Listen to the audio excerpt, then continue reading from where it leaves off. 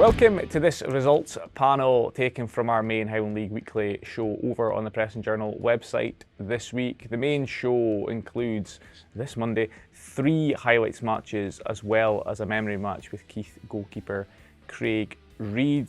To watch that full show, you need to be a subscriber at the Press and Journal website, which you can do at the moment for £1 for your first 3 months. But if you'd prefer just the chat about the results, then myself, Ryan Crell, Callum and Paul third, will be doing all that here. Our main game this week was the Evening Express Aberdeenshire Cup final from Harlaw Park on Sunday, which was a 1-0 win for Banks of Dee over Huntly. It was one of those games, Callum, where Huntly in the first half, I thought they were the better team. They were getting good service into their wide players. The wide players were causing trouble, so was Angus Grant, their striker. Second half, they maybe lost a little bit of a foothold, although it was a game of pretty poor quality overall, and Michael Phillips in the Banks of Dee ultimately gets the goal that makes a difference. I think what you're touching on there, Ryan, the first thing I would say is I don't think there was a great deal between either of the teams really on the day. I thought it was pretty evenly matched stuff, quite cagey a lot of the time. Conditions with the wind, which kind of picked up and died down at times, and quite slippery underfoot as well. The conditions didn't maybe help in that regard, but I think as it went on, it kind of had the feel of it would either be one goal would win it or penalties. And Huntly, I think, did have the better of the first half in the sort of front four with Callum Murray and Sam Robertson on either side, and Lewis Crosby in the hole, and then Angus Grant up front. They were all quite effective. I do think, if you're being slightly critical for the sort of good areas Huntly got into and the pressure they maybe had, they didn't probably create as much as you would expect from them. And then after the break, I think what Banks of Dee did well was, again, playing down the slope and having the conditions in their favour and sign off. What they did well was they kind of pinned Huntly back a bit more and stopped sort of the supply into the front four as much. Like Angus Grant's link-up, I thought in the first half was really good, but in the second half he was a bit more isolated, and Callum Murray won a lot of throw-ins, corners, free kicks in the first half, but again, second half didn't see as much of the ball. So I think Banks of Dee did well to sort of get a bit more control of the game in the second half, and Michael Phillipson has had both their sort of really good chances over the course of the 90 minutes, and first one's a good save, and he's maybe unlucky with the rebound, and he's a big game player, Michael Phillipson. These sort of games, finals, semi-finals, Scottish Cup games, he usually steps up, and did it again,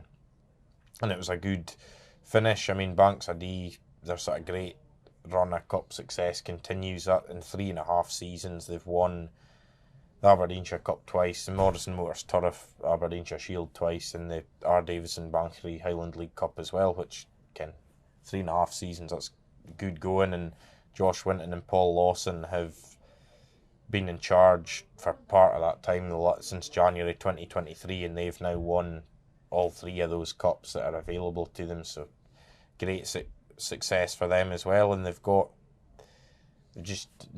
know the way to win, and I mean the way they sort of saw it out, I think, as well, was very impressive. Picked up a lot of second balls, defended their box well, and as much as Huntly threw a lot of bodies and balls into the box in the closing stages, nothing ever really broke for them. And while that's frustrating for the black and gold, you have to give Banks of Dee credit for the way they defended, and if you keep a clean sheet in a final, you'll always give yourself a good chance of picking up the trophy. It was just last, I think, for Huntly, 22 games they've played this season, that was only the 3rd one they haven't scored in, and given the sort of threat they've carried all season, slightly disappointing for them that, yes, Sunday was one of those days where they didn't find the net. But I think overall, and Colin Charlesworth touched on it a wee bit, the signs are still good for the black and golds. They're going the right way. They've reached, might not sound a lot, but they've reached 2 finals in the last 3 seasons, which is big progress considering before that you had to go back to September 2008 for their last final. They've been back in the top half of the league the last 2 seasons, 7th and 8th. First time they've had back-to-back league finishes in the top half of the league since 2007 and 2008. So the signs are good for them. They had a big crowd yesterday and a lot of sort of excitement about it. Unfortunately for them, they couldn't get over the line, but they'll hope to get back to that stage in the near future. It's one of those what-if finals for Huntly, wasn't it? I just felt when it's 1-0 and you're in the game and you don't get a goal, you go away thinking it was there for us and we couldn't take a chance. The flip side, of course, is Banks of Dee's very satisfying cup win for them because, as Callum touched on, kept a clean sheet. They've had to dig deep at times during the game, but they've got across the line and they head home with the trophy and all 3 pieces of it, as we can see from the from the post-match celebrations. Yes, this might be covered in the commentary, but the trophy had before the final, as Callum has just been fixed. Aye, the little sort of lion things at the bottom. One of them had been off for a few years, and the Aberdeenshire FA had managed to get it put back on and sorted. So there was a sort of unfortunate irony that then the figure on the top came off. There's 2 class moments. You've got the champagne's going, and then you just see the wee fella disappear off the top of the cup, and it's like, oh, I'm away with the champagne, nothing to do with me. And then you see the Brian Winton handing it over to someone else. Anyway, let's move on to the 2 Breedon Highland League matches we filmed on Saturday. The first was Wick Academy against Inverurie Locos from Harmsworth Park. Okay then, a good win there for Inverurie Locos despite having a pretty young team on the pitch. Aye, well, they had 5 teenagers in their starting lineup, but over the peat, and then when it was maybe backs a wee bit more to the wall in the second half, they were able to bring on the likes of Callum Dingwall and Lloyd Robertson and things who added sort of good experience, and they saw it out well. It's a funny sort of game this, because for an hour, well, first half playing with the wind, I thought Inverurie were really good. Wick, as Gary Manson touched on a wee bit, were too passive, and like the likes of Cole Anderson, Callum Duncan, Brendan Hamilton that were playing in the middle of the park for Inverurie, if you give them time, they will knock the ball about nicely and they will create chances, and that's exactly what happened. And I thought that first 45 Locos were good, deservedly in front, maybe could have actually been further in front. And then even at the start of the second half it seemed reasonably comfortable for them, but once Wick scored, they got a big lift from that and they were a different proposition. And although Kyle Henderson's header aside, although they didn't really have any like absolute gilt-edged chances to equalise, they did put Inverurie under, sustained spells of pressure and asked questions of them, which, to give Locos credit, they stood up to well, but it was a lot more of a sort of contest at that point, whereas I think for Scotty supporters it was too easy for Inverurie for sort of the first 45 minutes or maybe even the first hour, and even the goals they concede, it's like balls into the box and it's just runners not tracked and free shot, free header, and it's all quite easy. But give Locos a due, they took full advantage in having got through in the Shield in midweek and then got back to winning ways in the league, still 4th in the table. It's a good week all round for them. Aidan Wilson's chance was the bit that threatened to be the wee turning point for me. I think they're 2-0. A couple of minutes before the Wick goal. It's just on the hour mark. I think he manages to get away and he drags his shot across goal. And as Callum says, they go more or less straight up the park and get back into the game. Wick, and from there it was right time to roll the sleeves up and grind this one out. And to be fair to Locos, they've done that with a young team. So a very good win for them on the road. And it's worth Nate just going about the weather, but again, it's another game like where conditions, although Gary didn't think the wind had that much of an impact, conditions did play a part, because the wind wasn't like really strong constantly, but you'd have 5 or 10 minutes where it was really strong, and then it would sort of die away a bit and then come back, and you sort of saw in the highlights it was all 4 seasons as well at various points, with sunshine and rain bordering on sleet and all sorts. So that didn't help, and I thought both sets of players did well in those conditions. And for Wick, what probably they're just struggling a bit at the moment, and what probably epitomised it really is the chance right at the end of the first half where I can safely being right behind it, sitting in the stand. Kyle Henderson's free kick was going in the net, and Robert McLean, following in, has tried to help it in and like blocked it on the line, and that sort of sums up the luck or lack of it that they're having at the moment. And it's like they need it to turn quickly for them, hopefully. A word for Callum Dingwall, who's announced that he's going to be chucking it at the end of this season. Retiring is a more dignified word, but still quite young, but feels like he's been in the Highland League for forever. It has been. He came into it at quite a young age with Martin when Steve Patterson was the manager, so that's going back, and he had a long spell there, and then he's been at Inverurie, I think, the last sort of 5.5 years, and whether it's been sort of central midfield, out wide, full-back, centre-half, he's always done well for whoever he's played for, and other than sort of latterly, in his time at Martin when he was away with work quite a bit, he's always sort of been a regular as well for whoever he's played for, and he's been a good player, and he's a good guy to have in the dressing room as well by all accounts. But he did say he'll be 32 by the end of the season, and having done I think 13 years in the Highland League, he just feels like time's right to maybe focus on other things and have a bit more free time for himself and his family. And don't think anybody can begrudge players that, because it's a big commitment for sort of, if you include pre-season, effectively just about 11 months of the year really, in terms of training 2 or 3 times a week, games, and away games, you can be away 8 o'clock in the morning and not home till 10 o'clock at night, so it is a huge commitment. I'm sure he'll have a few seasons to come with managers in his ear going like, come back, just one more season, Cal. Anyway, let's move on to the third game in our triple header from the weekend, which was the league clash between Turriff United and Strathspey Thistle. Okay then, big exhale for Turriff after that one. I think was it 10 games? 10 games in the league without a win. And that was a run stretching back to the 17th of August. They have had a lot of players missing during that time. They're getting boys back now, and probably in recent games have been turning the corner a wee bit. We touched on a couple of weeks ago, they were really disappointed with their performance when they lost at Rothes, and they've probably been stewing on that for the sort of fortnight in between times, and they responded really well. And I think we watched the highlights there, and both teams had plenty of chances, but I do think Turriff ran out deserved winners, because I think what I would say is, realistically, before we saw Strathspey have a decent chance, Turriff could and probably should have been 3 or 4 up with the openings they created. I thought they carried a real threat throughout. New signing Mackenzie Taylor scoring, and just his second appearance, his first start, and that's,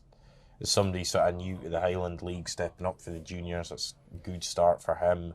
And just they carried that threat. They had to ride out some bit of Strathspey pressure as well, but they managed to do that. Welcome clean sheet and a welcome 3 points for them. And I think if you're looking at Strathspey after sort of 2 good results, 4 points for their last 2 games, that was a bit of a reality check really on Saturday. And I think you've got to look at them defensively and feel they should do better. I think for me, Ewan Storrier should do better with the first 2 goals. Sort of first one, palms it back out. Palms it out. You could maybe, I would say as well, his defenders probably haven't helped him in that instance, because Rhys McEwen sort of standing 7-8 yards out in complete isolation.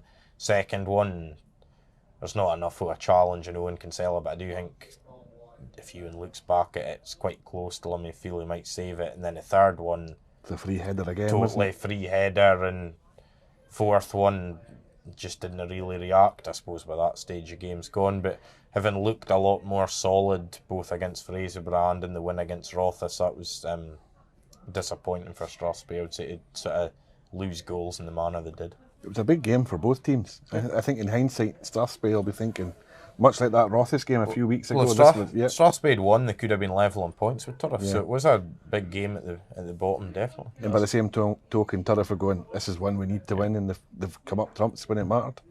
Yeah, but as Callum says, for Strathspey to go and lose 4-0, you kind of shows them still a little bit to go. There's work to be done, yeah. Okay then, let's move on then to the games we didn't film at the weekend, not many of those. We'll start with what was to be the standout result from the other fixtures. Keith 3, Buckie Thistle 1. Brodie Alberts had already scored for Keith when Joe McCabe was shown a straight red card for a challenge on Grant Maroney. So Buckie were down to 10. Then there were further goals from Ryan Park and Alberts to make it 3-0 early in the second half. A late Scott Barron own goal got Buckie a consolation. Great win for Keith. Have we seen the red card? What? Haven't, no.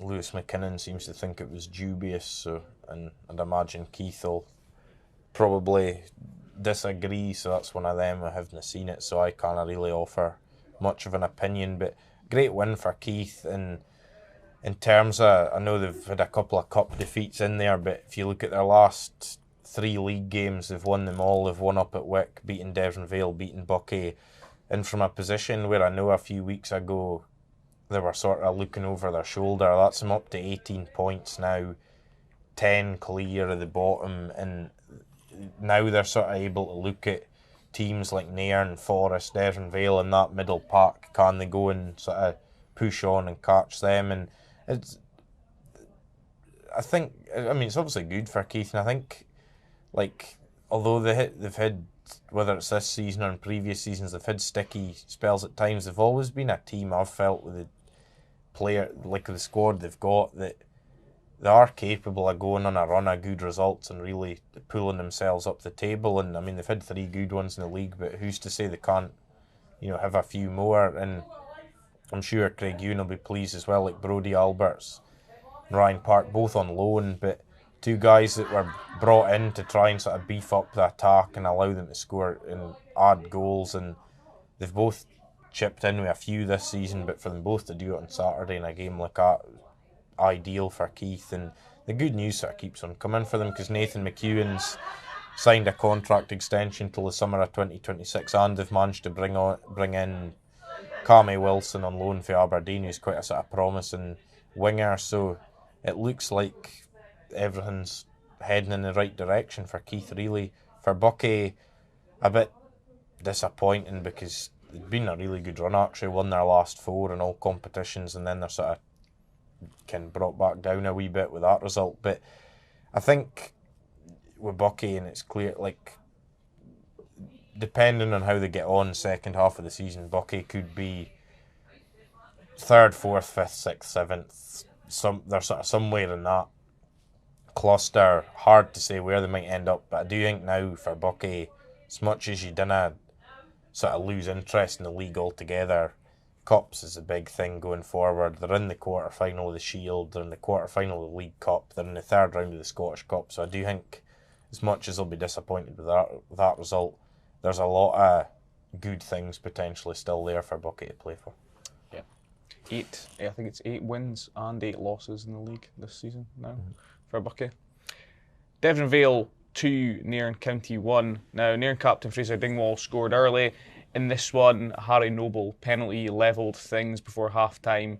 Dingwall was then shown a straight red card, another one after around an hour. Ben Barron missed a Nairn penalty in the second half, and Oleg Dugaz ultimately scored the winner for Devon Vale 20 minutes from time. Have we seen this red card? Haven't, no, I think it was 12 minutes for time. 12 minutes from time, but haven't seen this either. But I think Vale keep plugging away, don't they? They just keep chipping away and getting. Devon Vale, you look at the season, they've played half their games now, 17. They've got 24 points. Do you ken how many they got in the whole of last season? 24 points. Close, 25. They won 5 league games last season. They've won 7 already this season.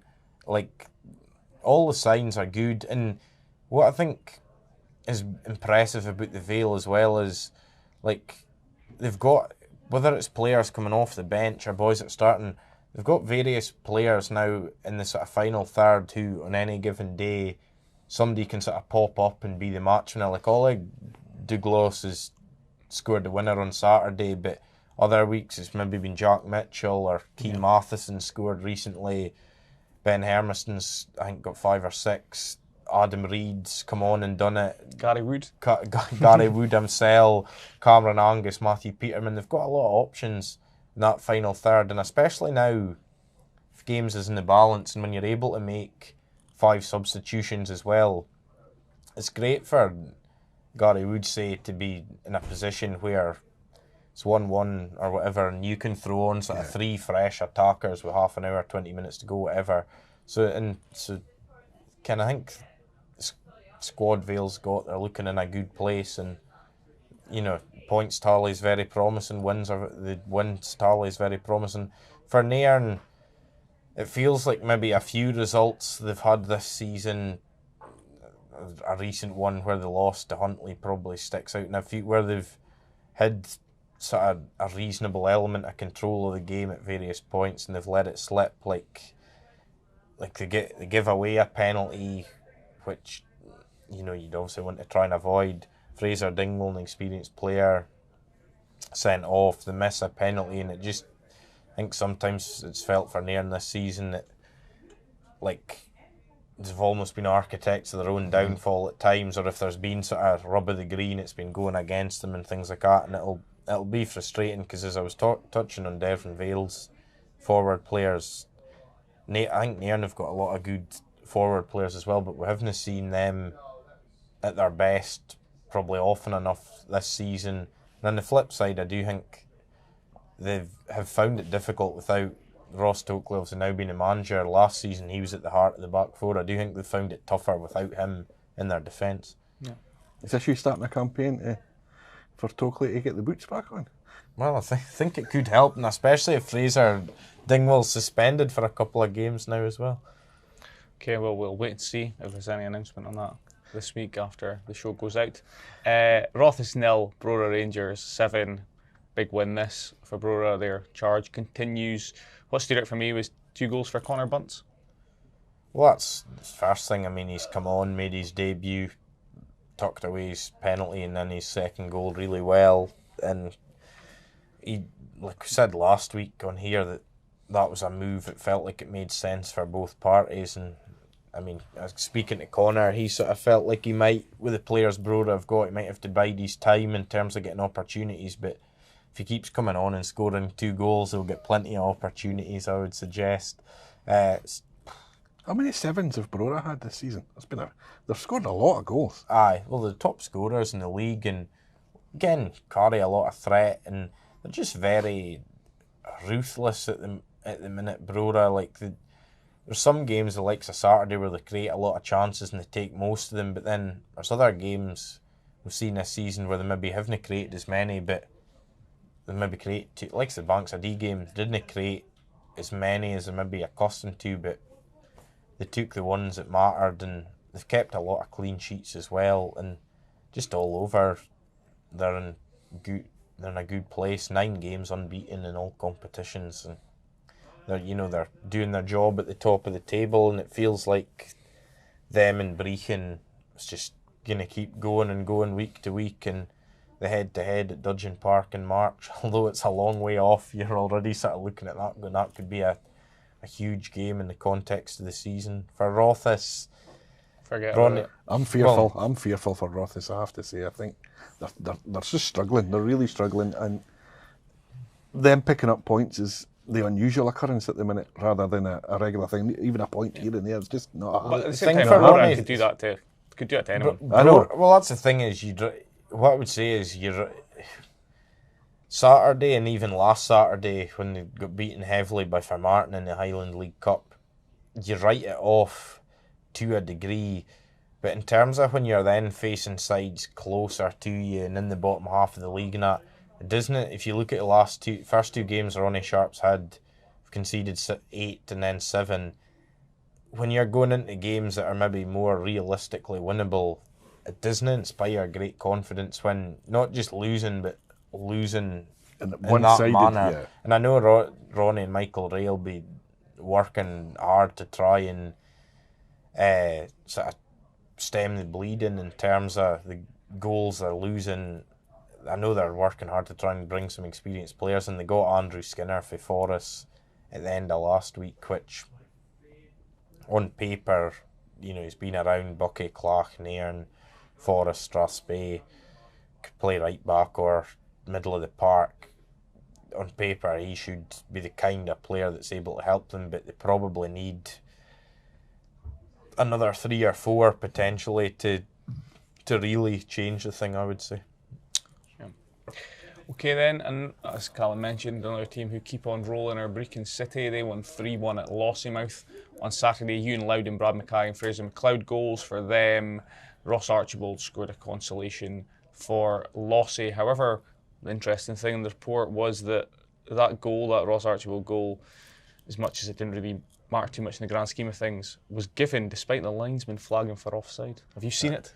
I haven't seen it, which again, I'm a bit like Arsene Wenger here. Everything you're asking me, that's why I'm just letting you answer. I haven't seen it, but I think what I would say first of all is, as much as Brechin would have liked to have kept a clean sheet, the only way this will matter in any way, shape or form is if Brechin were to lose the league by one on goal difference, or say it come to who was to finish bottom. Lossie were off the bottom by 1 on goal difference. In the grand scheme of things, doesn't matter. What my understanding of it is that the linesman, I think, and feel free to get in touch with me or send footage in and correct me if I'm wrong, but my understanding from the report we had, I think, is the linesman and the referee have maybe a different interpretation of who's interfering with play, because I think it was Lossie players offside and Ross Archibald wasn't one of them and he's gone and scored, so it's whether there's interference,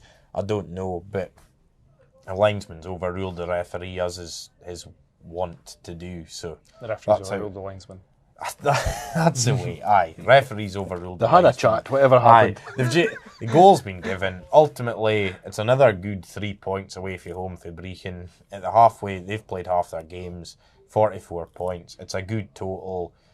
If they were to double that again in the second half of the season, you would expect that would go pretty close to winning it. Brorall have plenty to say about that as well, and they as I've touched on, they're still going at it, but they're in a good place. Brechin scoring goals, winning games. Overall, you just tick that off and go, that's another decent performance, decent result. We're happy. For Lossie, I think the disappointing thing is, when you're playing Brechin, you will be under the cosh, but they've lost first 2 goals. They've lost for corners, and I know they were missing a few of their usual defenders, but it's like, if you concede sort of goals for set pieces, regardless of the opposition, it kind of puts you in the back foot, and especially when you're playing the league leaders, you sort of think, well, corners, free kicks, things like that, we've got a chance of defending these and keeping ourselves in the game. So I can feel what Steve Porter said afterwards as well, to lose 2 goals for the corners will frustrate them. I only raised this because, the snow has come over the last few hours. It would be, to my mind anyway, it would be disappointing this season with how Brora and Brechin are both going, if the amount of games Brora are behind. Only 2 behind. But if it grew to like the proportions we've seen in previous seasons. We can't control the weather. In Dudgeon Park. Well, see, just to come in there, it won't grow unless Brora is a geographical area or where their away games are, unless for whatever reason that's just continually hit with bad weather week after week. It won't grow to the levels of last season, because the pitch at Dudgeon Park, there was an issue with it. It had been relaid summer of 23 and there was an issue with part of it in terms of draining last season. That's all sorted now, and we've seen even some of the games we've been up at this season where there's been rain and things, or a lot of rain the week leading up to it, hasn't been a problem. So unless you're talking about frost or snow is a different thing, but Brora's pitch is sorted, and with what you were saying, I would hope we'll sort of get a situation where nobody's sort of behind and chasing. Really, it's only a game here or there, and then they can sort of have a right go at it until the end of the season, both clubs. Okay, one more game to discuss from Saturday then, and that was for Martin United's 1-0 victory at home at Clattenacudden. Mark Lawrence's early goal decided this one, but there was another red card with Rory McLeod sent off for a late challenge, which was described as cynical on Aidan Coombe. You seen this one, Callum? Well, I actually have, but the thing is, the way it is, you didn't see it fully, but Aidan Martin was quite late on, and Martin were breaking, and Aidan Coombe sort of knocked the ball past him, and I think what's done for Rory McLeod is a mixture of the force he's gone in with, and potentially, I think, height of his challenge might be, and it's hard to tell, but might be an issue as well. Dangerous. Because I think if he just had the sort of classic clip of the heels that's cynical but not really endangering an opponent, I think he would have just been booked. But I think the way he sort of jumped in, the referees decided to take action. I think this was a pretty good game, actually. You've changed, by the way. You're so critical of referees on a weekly basis, and now you're like, oh. There's been nothing to really this week, nothing major to Didn't see criticise. it. Was that seen? If I haven't seen it, I can't criticise him. If I'd seen them, it might have been totally different. But that's just, I'm as honest as I can. I'm only teasing. I think, come back to the game, 30, aside for your nonsense. Good win for Martin, and if you actually look at, again, there's been cup games in there which skew the sort of overall thing, but if you look at their last 12 league games, they've won 8, drawn 2, lost 2, which is good form in anybody's book. And I mean, Stuart Anderson's mentioned before they had that disappointing sort of start, but since then they've bounced back well, and they're another team in that mix, sort of pushing top for, well, they're 5th just now, but can pushing for top 4, top 6, and right in amongst it. And a good win, because Clark are we've seen the improvement in Clark this season, so I think any team that can get a victory against Clark, you come away very happy. I think for Martin probably had the better of the first half, although they still posed a threat in the second. But in the second, as the wind got up, Clark were able to pen them in a bit more as well, and they were unlucky a couple of times. Lewis McKenzie has a great strike which hits the Ewan McDonald did well to tip onto the crossbar, and then Troy Cooper sort of at an angle he couldn't sort of direct a rebound on target. But I think Clark, they've competed well again, they've played well again, and the next step for them probably is, we've seen a few times when they've played the likes of Martins, Buckies, these sort of teams that have, Bankside as well, the Broras, and like the teams that are usually up there. The next step for Clark, given their performances, is probably picking up a win or two, because they're not far away in these games, and Connor Gethins has taken encouragement from that, and Andy McRae made his debut for the Lily Whites. Not quite the impact of Connor Bunce, unfortunately for him, but he's, by all accounts, he was a live wire and a constant threat, and I think Andy will be a cracking signing for Clark going forward and should score goals. Okay then, all that's left to do in terms of rounding up Saturday's action then is to have a look at the latest Breedon Highland League standings. So here they are.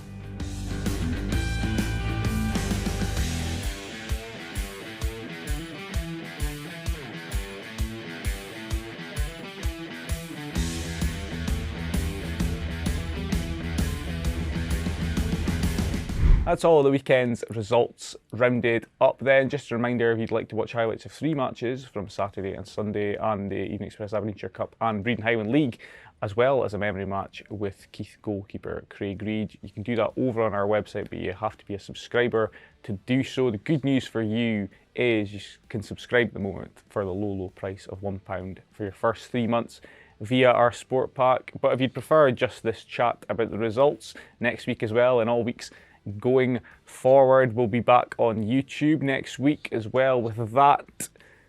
In the meantime, you can keep up to date with everything Highland League and Highland League Weekly from the Press and Journal by following us on our various social media feeds. If you don't do that already, you can also sign up to our Highland League newsletter. There's a link to do that below the video if you don't already get that into your email inbox every week. Till we see you next, please enjoy the football, whichever games you're watching.